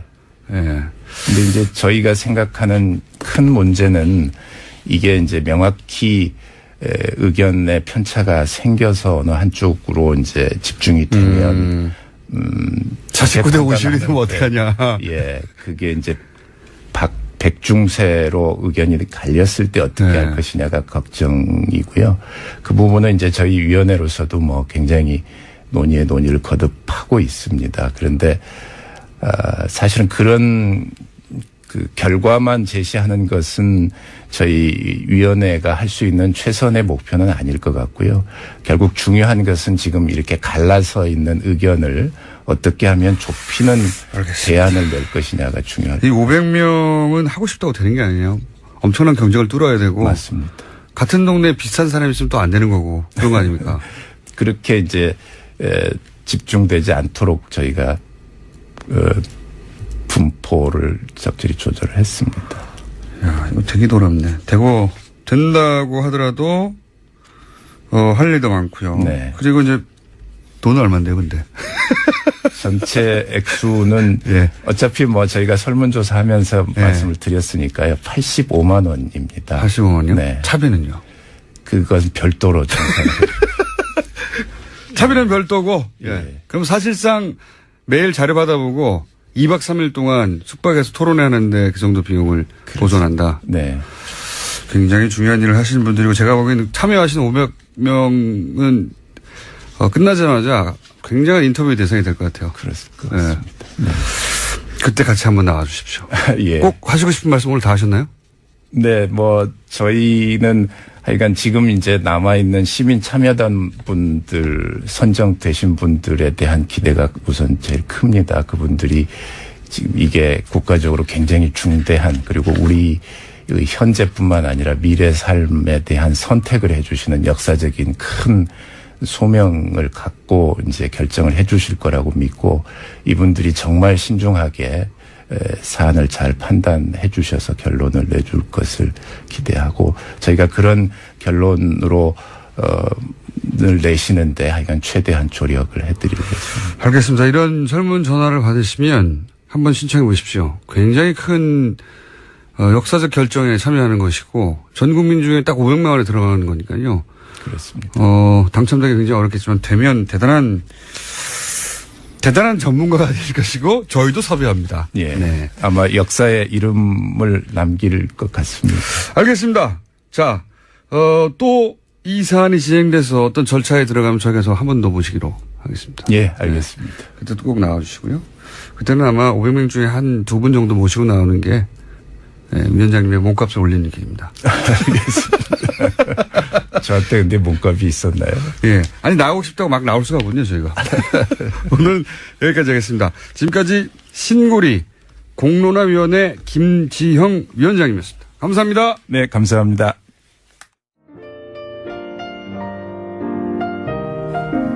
불친절한 AS. 공론화 토론 듣고 보니 신뢰가 가네요. 다만, 개표는 수개표로. 안녕하세요. 공장장과 세종대왕 공통점을 발견했어요? 무슨 문자입니까, 이건? 세종은 육식과 학문을 좋아했다고 합니다. 운동을 거의 하지 않고. 네. 아버지 서태종이 세종은 하루라도 고기를 먹지 않으면 안 된다. 만약 내가 죽더라도 세종에게 고기 반찬을 꼭 먹여라. 하는 비원을 남겼다고 합니다. 네. 공통점 하나 있었군요. 저수지게임을 봤는데 주 기자가 낙곰 수술보다 확실히 나이 들어 보여서 가슴이 아팠어요. 나이 들어 보이는 건 사실인데 당신이 가슴이 아픕니까?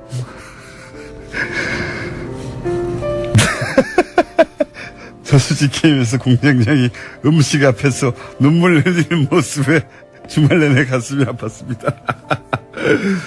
그게 눈물이 아니고요. 뜨거운 걸 먹어서 땀이 나는 거예요. 그리고 뉴스공장으로 연락하는 기자분들, 연락 기다립니다, 기자분들. 왜냐면 저희가 연락 주시면, 주재 기자가 그 공개한 다스 관련 자료 드린다니까요. 그 자료를 받고 기사 좀 써주세요. 이거 문서까지 있는 특종인데, 왜 기사를 안 쓰시나 모르겠네요. 자, 공지사항 하나 있습니다. 오는 26일 화요일, 9월 26일, 드디어 뉴스공장 1주년 공개 방송, 네, 꼭두 새벽 라이브 2탄을 합니다. 저게 작년입니까? 올해 겨울입니까? 작년입니까? 예, 작년 겨울에 덜덜덜 떨면서 한번 했잖아요. 예. 덜덜덜 떨면서 1000명 이상이 새벽에 오셨죠, 다들. 예. 전국에 그렇게 한가하신 분들이 많은 줄 몰랐습니다. 새벽에 올라오셔가지고. 이번에도 합니다. 예. 9월 26일 화요일 1주년 공개방송. 노회찬 대표 첼로 연주 외에 그 다음에 특별히 준비한 게 있을까요? 없을까요? 안 가르쳐 주지. 자, 1주년 이번에 안 오면 어떡하냐. 또 저희 PD들이 걱정 많이 하는데 제가 그랬습니다. 걱정하지 말라고. 세상에는 한가하신 분들이 많다고. 저희와 함께 하실 분들. 예. 9월 26일 화요일 7시부터 9시까지 생방송 라이브를 1층에서 합니다. 그때 뵙겠습니다.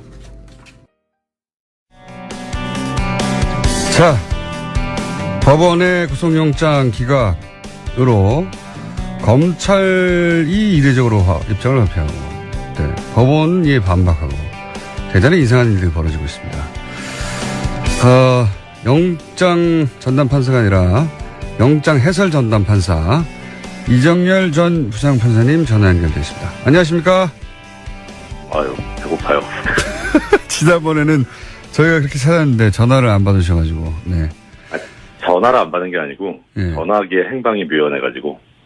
전화기가 행방이 묘연했다고요? 본인이 행방이 묘연한 게 아니었어요? 네. 예, 택시에 놓고 내리는 바람에.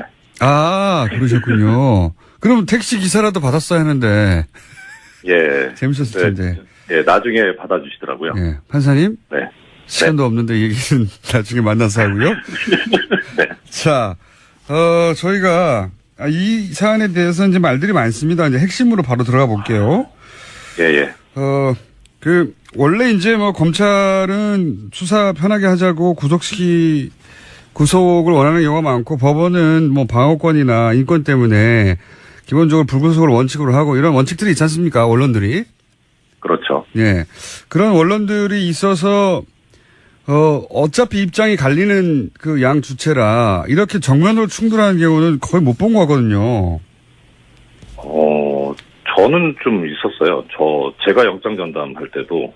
이렇게 제 말은 뭐냐면, 이렇게 네. 공개적으로 그렇죠. 성명을 내가, 서로 검찰과 판사가 서로를 욕하는 건 저도 많이 봤습니다. 말이 많은데 제 말은 이렇게 국민들을 향해서 그렇죠. 예. 서로 막 성명을 내고 이러는 거는 저는 기억이 없거든요. 보통은 언론에서 취재할 때 그 답변하는 형식으로 하지 먼저 적극적으로 나서가지고 하는 경우는 저도 그렇게 본 기억은 별로 많지 않습니다. 그러니까 검찰이 열이 받았나 봅니다. 네. 자, 그러면 최근에 1년의 영장 기각 사건들을 보면서 혹시 판사님이 보시기에 영장의 발부와 기각의 통상적인 기준을 벗어났다, 이렇게 네네. 보여지는 사건들이 있습니까? 예, 그게 이제 검찰에서도 예를 들고 있는 사건인데, 네. 일단 뭐 정유라 예. 영장 기각됐을 때, 그다음에 우병우 예. 영장 기각됐을 때, 그다음에 이재용 씨 최초의 영장 기각됐을 때, 네. 그리고 최근에 이제 뭐 카이 네. 항공우주산업 그 관련해가지고 경영지원본부장. 영장 기각된 거. 예. 예.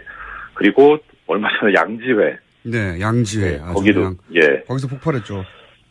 예. 그래서 거기서 아마 검찰이 그동안 쌓여 있었던 게 폭발한 것 같은 생각이 드는데 다 이상해요. 예. 이상하기는. 왜 이상한지 좀 전문가로서 정리를 해주시면요.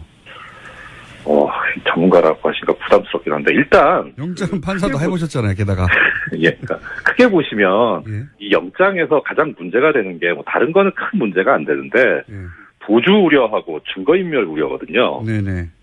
이게 글자 그대로 우려잖아요. 네네. 그러니까 이게 도망을 갈 거냐 아니면은 증거를 인멸할 거냐 미래 사실에 관한 거여가지고 네. 엄밀하게 따지면 뭐 궁예 관심법도 아닌데 어떻게 알아요 그거를. 그렇죠. 알 수가 없잖아요. 예, 그러니까 이게 결국은 그냥 가만히 놔두게 되면은 법원에서 자의적으로 판단하게 될 가능성이 상당히 높은 영역이에요, 이 부분이. 그렇군요. 예. 그러니까, 불신이 쌓일 수 있는 또, 문제가 생길 수 있으니까. 그래서 네. 법원 내부적으로도 그동안 영장전담제도가 지금 실질심사 실시된 게 거의 이제 뭐 20년 넘었는데, 예. 그동안 이제 어떻게든 이걸 객관적으로 좀 기준을 마련을 해서 예측 가능성을 높여보자. 네, 그런 시도들이 계속 있었거든요. 그래서 통상적으로 이 정도면은 다들 발부하거나 기각하는 기준들이 관례적으로 쌓여왔다 이거죠? 그렇죠. 네, 예. 그렇습니다. 그래서 뭐 예를 들어 정유라 씨 같은 경우에 보면 네. 이제 도주 우려가 없다고 영장이 기각이 됐었잖아요. 네. 그러니까 결론적으로 도주는 안 했잖아요. 네. 하지만 맞아요. 없어진 기간이 엄청 이게 억지로 그렇죠. 기자들이 찾아냈지 않습니까? 도망가던 걸. 그러니까요. 그러니까 이제 이게 나중에 지나서 결과적으로는 맞을지 모르겠는데 결국은 그 당시에 영장 발부냐 기각이냐 이거를 결정할 때 어떤 기준이 있어야 되는 거니까 예. 그걸 객관적으로 마련하려면 지금 공장장님 지적하신 대로 네. 행방이 묘연했다. 그렇죠. 그다음에 카이 경영본부장 같은 경우에는 영장 실질심사에 출석을 안 했어요. 뭐 특별한 사유를 대지도 않고. 이렇게 되면 도주의 우려가 바로 있는 거 아닙니까? 그렇죠. 도주의 우려가 있다고 봐야죠. 이런 경우에는. 그러니까요. 다 왔고요. 예. 그리고 뭐 예를 들어 이제 이재용 부회장 같은 경우에는 실형 선고가 예상이 되니까 실형 선고가 됐고 또. 네. 그러니까 이런 경우에는 실형 선고되면 아무래도 이제 수감 생활을 해야 되니까 그걸 겁내서 도망가지 않겠느냐라고 이제 이런 정도로 기준을 마련을 해요. 그리고 우병우 전 민정수석도 어디 갔는지 모르는 기간이 길었습니다. 그렇죠. 예. 그렇죠. 예. 그러니까 이제 제가 말씀드리는 게 그게 잘못됐다는 거죠. 그리고 예를 들어 양지회. 양지회도 그렇고. 예. 양지회가- 그러니까 양지 같은 경우에는 예. 이제 증거인멸 우려 부분인데 예. 이제 증거인멸하는 것도 보통은 이제 이 증거라는 게 사실 뭐 예를 들어 객관적으로 100개의 증거가 있다. 네. 근데 그 100개를 전부 검찰이 찾아냈다. 그러면 사실 증거인멸의 우려가 없는 거잖아요. 그렇죠. 그런데 그게 증거가 100개가 있는지 100개인지 아닌지조차도 사실 모르는 거잖아요. 맞습니다. 네. 그러니까 검찰 입장에서는 모든 증거를 수집을 하려고 애를 쓰는 거고 당연히 그래야 하는 거고요. 근데 이때 이게 증거라고 하는 게 유죄 증거도 포함이 되지만 네. 또 이제 뭐 유죄는 유죄인데 형편없이 형을 낮게 받으면 또 안 되잖아요. 그 죄값을 치러야 되니까. 예. 그러니까 적정한 형을 받게 하기 위한 증거도 수집을 해야 되거든요. 당연히 그렇겠죠. 그렇죠. 예. 그런데 이번에 양지회 같은 경우에 뭐 몇 번 그런 비슷한 얘기가 나왔는데 기본적인 증거가 수집돼 있기 때문에 증거인멸의 우려가 없다 이렇게 표현을 했더라고요. 저 처음 들어본 말입니다. 저도 그래요. 이 기본적인 증거라는 게 뭔가. 그러니까요. 예. 이게 그러니까 정말 뭐 그 옛날에 그 보수 언론이 많이 얘기하던 아주 튀는 용어예요. 이게 생판 들어보지 못한. 그래서 이 기본적인 증거가 뭔지를 좀 뭐 어떻든 그 통용되는 용어로 분석을 해보려고 했는데 직접 증거로 이해를 할 수는 있어요. 유죄를 증명하기 위한 직접적인 증거. 근데 그렇게 이해를 할 수는 있는데 그럼 이제 아까 양형에 관련된 증거 부분은 좀 날아가게 되는 거죠. 예를 들어서 결정적 증거를 확보했으므로 이러면 그나마 조금 이해하겠습니다. 그렇죠. 예. 왜 기본 증거를 확보했다고 나머지 증거를 확보하기 위한 그 구속을 막아버리는 건지 난 이해가 안 가거든요. 그렇죠. 그런 개념도 그리고- 없다고 하시고, 예. 그리고 그 다음에 이제 검찰에서 지적하고 있는 부분이 뭐냐면, 이제 그 공범자에 대한 수사를 방해를 하는 정도로 이제 영장이 기각이 됐다라는 예, 얘기인데, 이게 무슨 얘기냐면은 증거인멸 우려를 판단을 할 때 예. 이제 조사받지 않은 공범이 있으면 예. 자기가 먼저 조사를 받고 말을 맞출 수가 있거든요. 그렇죠. 그걸 예, 굉장히 그렇죠. 검찰은 싫어하죠. 예. 그렇죠. 그리고 싫어할 뿐만 아니라 그래서는 안 되는 거죠. 안 되는 예, 거고, 예. 그래서 이제 그런 경우에 증거인멸의 우려가 있다고 보는 게 또 법원에서 마련한 기준인데, 예. 그래서 공범자에 대해서 이렇게 뭐 통신영장이라든가 뭐 계좌추적 영장이라든가 이런 걸 기각을 해버리면, 그러면 그 부분에 관해서 자료를 수집할 수가 없으니까 말을 맞춰버리면은 완전히 증거가 인멸을 될 수 있거든요. 특히 그래서 통신영장 기각하는 것은 이해가 안 가는 게요. 서로 전화하거나 예. 문자하거나 하는 걸 봐야 될 거 아닙니까?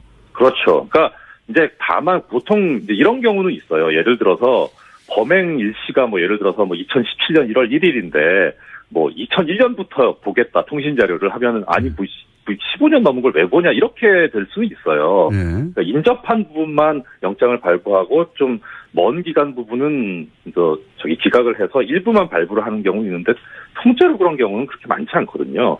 검찰에서 증거를 수집하겠다는 걸 방해를 하는 거니까 오히려 법원이 증거를 인멸해버리는 수가 되는 거죠. 아, 예리한 표현입니다. 법원이 이거 증거인멸을 돕는 거다. 거꾸로. 그렇게까지 볼 수 있다. 공장장님 우리 그런 표현 이제 안 쓰기로 했잖아요. 자, 그래서 사람들이, 네. 아니, 이게 좀, 영장 검사를 판사를 해보지 않아도 이상하지 않습니까, 이게. 지금은 이제 전문가로서 그렇죠. 이상한 예. 점을, 전문가적으로 정리해 주시는 거고, 이렇게 이상한 기각이라고 이제 검찰도 주장하고 일반인도 그렇게 느끼는데, 거기 정치적, 그러니까 다른 고려가 있는 거 아니냐, 이런 식의 이유를 지금 정치적인 표현을 쓰지 않았지만 검찰은. 그렇죠? 네네. 법과 원칙에 뭐 다른 것도 있는 거 아니야? 이렇게 이제 물었거든요. 1분밖에 예. 시간이 안 남았는데, 네. 이게 굉장히 이제 위험하다기보다는 책임을 질 수도 있는 발언이기 때문에 조심스러울 것 같긴 한데. 조심스럽게 어떻게 1분 안에 합니까? 아니, 그건 그렇고. 그러니까, 방금 공장장님 말씀하신 대로. 이상하죠? 정치적이라고는 안 했는데, 이상하죠. 예. 네. 뭐 몇 가지가 있는데, 시간이 없다고 하시니까 하나만 좀 예를 들어보면, 작년에 중앙지법 영장전담이 24기, 25기였었거든요. 부장 둘이. 이제 네. 총판사 한 사람, 부장 둘 이렇게 했는데, 24기, 25기가 있었는데, 올해는, 그러면 이제 한 해 지났으니까 25기, 26기 이렇게 하면은, 그렇죠. 대충 그림이 맞잖아요. 근데 네. 26기 두 분이 하고 있어요. 그 의미가 뭔지. 그게 뭔지를 잘 모르겠는데, 뭐 특출나게 영장 사건에 있어서 탁월한 능력을 갖고 있을 수도 있고, 그거야. 판사님, 네. 시간이 다 돼서 내일 아침에 5분 더 해야 될 것 같습니다. 아, 네. 내일 아침에 안녕. 뵙겠습니다. 네. 네. 이성열 판사였습니다. 내일 뵙겠습니다. 안녕. 처음으로 자산 동결 제재 대상에 올렸습니다. 안보리 회원국이 북한의 밀수 선박을 단속할 때 군사력 사용을 허용하는 방안도 포함했습니다. 하지만 중국과 러시아가 북한 추가 제재에 반대하고 있습니다. 유엔 안보리 제재안은 미국과 중국, 러시아, 영국, 프랑스 등 5개 상임이사국의 거부권 행사 없이 9개 국가가 찬성하면 가결됩니다. 한 국가라도 거부하면 안 되는 거기 때문에, 예, 이건 안 되는 거죠. 미국도 알고 있습니다. 네. 자, 그래서, 이 제재안은, 가결되지가 않을 것이고. 자, 다음 뉴스는요? 네, 미국 MBC 뉴스인데요. 백악관 관계자 발로 한국 정부가 요청하면 전술 핵무기를 한반도에 재배치하는 방안도 검토할 수 있다라고 밝혔습니다. 한국과 일본의 독자적 핵무장도 용인할 수 있다라는 건데요. 중국이 대북 원유 공급 중단 등 강력한 대북 제재를 하지 않으면 한일의 독자 핵무장 프로그램을 제지하지 않을 수 있다라는 뜻입니다. 중국 압박용이죠. 예. 뭐 보수 매체, 보수 진영에서는 계속 전술 핵 얘기하는데, 실제 이제 그 트럼프와 김정은의 말 전쟁으로 이제 우리 불안감이 커진 건 있어요, 실제로. 예. 그 불안에 편승해서 정치적 이득을 얻겠다는 사실은 보수 진영의 계산이죠. 문재인 정부는 전술핵 반대한다. 하지만 우리 보수는 국민 불안을 해결하는 솔루션을 갖고 있다. 이건 이게 진짜 포퓰리즘이죠. 왜냐면은 전술핵을 들여오면 북한이 핵 개발 포기합니까? 네. 오히려 북한을 제재할 명분을 잃게 된다라면서요. 여당도 반대하고 있습니다. 어차피 지금도 미국 핵잠수함 한 대 있는 핵탄두가 북한 핵무기 전체보다 많아요. 그러니까 그걸 동해상에서 미군 핵잠수함에서 발사를 하나, 그거보다 훨씬 작은 걸 우리 땅에 두다가 우리 비행기를 실어서 날아 떨어뜨리나, 북한 입장에서 다른 게 하나도 없어요. 예. 뭐가 달라야 북한이 압박이 되죠. 게다가 우리 땅에 있다고 이게 우리 마음대로 쓸 수가 없는 게 왜 작전권이 없잖아요. 그리고 작전권이 있어도 전술 핵을 액티베이트 활성화시키는 키는 미국이 가지고 있는 거예요. 나토도 마찬가지예요. 그 땅에 있을 뿐이지 미국이 키를 돌려야 핵을 쓰는 건 똑같습니다. 예. 그리고 북한이 핵을 쓰면 전략 핵으로 대응하는 거지, 전략이라는 말을 붙이면 뭐 전략 전투기 뭐 많지 않습니까? 전략 폭격기. 전투기는 없고 폭격기만 있죠. 이거는 전략이 붙으면 그거 하나로 전쟁을 끝낸다는 의미거든요. 예. 북한이 핵을 쓰는데 우리가 조그마한 전술핵을 쓸 리도 없잖아요. 대신 우리가 전술핵을 배치하면 일본도 핵무장을 하죠. 예. 일본 극우의 수건이죠. 예. 그럼 이란은 가만히 있나요? 예. 이란이 가지면 사우디는 가만히 있고 다른 유엔 국가들은 어떻게 합니까? 예. 그러니까 정세가 정말 편해서 우리 땅에 전술핵을 배치하는 나라에 오더라도 우리 정부가 공개적으로 먼저 요청하는 건 말이 안 되는 겁니다. 우리 정부가 전술핵을 공식적으로 요구하면 그때부터는 외교적 입지가 없는 거죠. 없어지는 것이고. 그리고 일본을 핵무장시킨 정부로 이제 영원히 세계사에 남겠죠. 네, 하지만 자유한국당 같은 경우에는 13일에 미국에 의원들을 보내서 전술핵 재배치와 미국 전략자산 전개 등을 요청하겠다라는 계획입니다. 뭐 야당은 그렇게 말할 수 있어요. 근데 우리 정부 입으로 그런 걸 말하라고 요구하는 건 바보 같은 거죠. 바보 같은 거고. 정말 전술핵을 한국에 주겠다고 트럼프 정부가 결정을 했다고 그렇게 되나요? 의회가 결정을 해야 되는데 이 상황은 트럼프가 아니거든요. 네, 현재는 대중국 압박용으로 볼 수밖에 없는 이야기입니다. 네. 근데 이 국민의당 반응이 이게 좀 특이해요. 적어도 국민의당은 전술핵 배치 얘기하면은 반대해야 되는 거죠. 반대해야 되는데 지금은 원내대표 김동철 원내대표가 이제 전술핵 재배치 얘기하고 있는데, 김대중 전 대통령 햇볕 정책이라는 게 당의 정체성인데, 김동철 원내대표가 김대중 전 대통령을 뛰어넘을 대북 비전을 보여주든가, 그냥 주장하는 건 저는 국민의당 입장으로서 이게 말이 안 되는 것 같은데, 여하간 여야 전술핵 관련해서 여러 가지 이야기가 나오고 있습니다. 자, 하지만 전술핵은 배치가 안 될 것이다. 다음 뉴스 해보죠. 네, 국정원 관련해서 계속 소식 전해드리고 있습니다. 이번에는 박근혜 정부의 국가정보원에서 엔터테인먼트 파트를 두고 진보 성향의 영화인들을 사찰하고 우익색채 영화 제작을 기획했.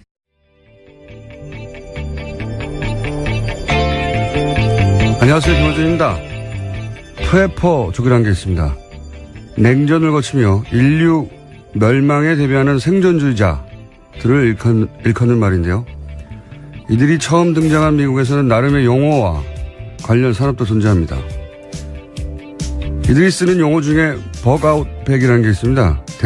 대재앙이 닥칠 경우 안전을 도모할 수 있는 장소, 주로 사람이 살지 않는 장소에 은밀히 축적해둔 비상식량과 발전기 따위가 준비된 그런 장소까지 이동하는 동안 필요한 배낭을 일컫는 말입니다. 생존 배낭이라는 말은 여기서 유래하는 겁니다. 72시간 동안 생존을 도와주는 최소한의 비상 배낭. 지난주 갑자기 이 생존 배낭 기사가 쏟아졌죠. 북핵 위기로 생존 배낭에 대한 관심이 크게 늘었다는 겁니다. 그런데 말이죠. 삼면이 바다고 북쪽은 막힌 이 좁은 땅에서 핵전쟁이 나면 그런 배낭을 메고 어디로 갑니까? 미국처럼 차를 타고 몇 날 며칠 떠날 곳이 있나요? 이 프레퍼족들도 핵전쟁은 개인 단위에서는 결코 준비할 수 없는 EOTO, TW, End of World라고 부릅니다. 우리 땅에서 핵전쟁이 나면 다 죽는 겁니다. 북핵으로 공포 마케팅을 하고 정치적 이익을 취하고자 하는 세력이 분명히 있죠. 그런데 이들은 전쟁 나면 가장 먼저 도망갈 자들입니다. 그들에게 휘둘리면 안 됩니다. 김어준 생각이었습니다.